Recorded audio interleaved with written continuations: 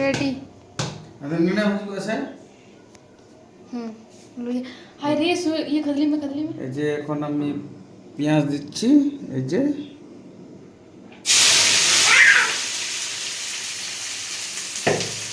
ভাগো ভাগো। পেঁয়াজ দেওয়ার পর একটু ঢাকা দেবো।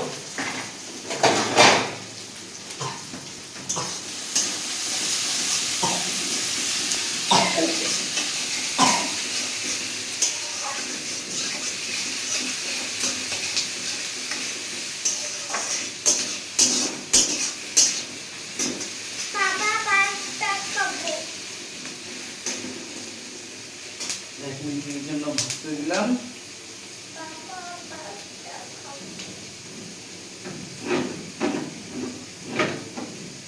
চাই দেবো নুয়া।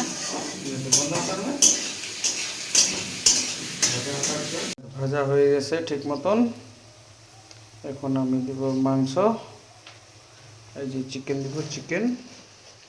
চিকেন দেওয়ার পর তো মশলা দিব, সব মশলা, তারপরে টমেটো দিব, তারপরে মাংস রেডি হয়ে যাবে। তারপরে যখন খাবো তারপরে তোমাদেরকে দেখাবো।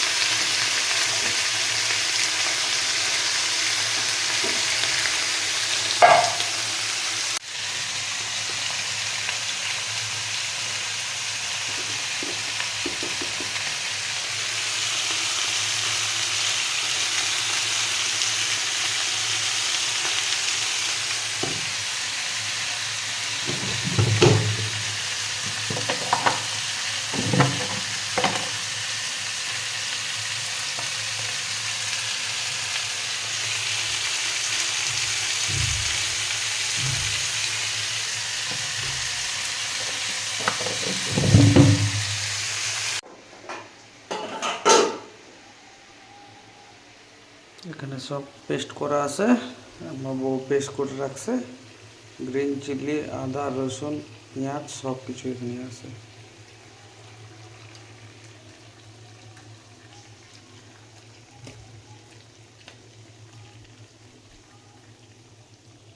জল আনে দাও। 2 মিনিট করে এই যে মাংস কষানোর পর টমেটো দিচ্ছি। টমেটো দেওয়ার পরে কিছুক্ষণ সিদ্ধ হবে। টমেটো ভালো করে রেডি হয়ে যাবে। তারপরে কিছু জল দিয়ে কমপ্লিট করে রান্না কমপ্লিট হয়ে যাবে। কমপ্লিটের পরে আমরা দেখাবো আর খট্টা হচ্ছে।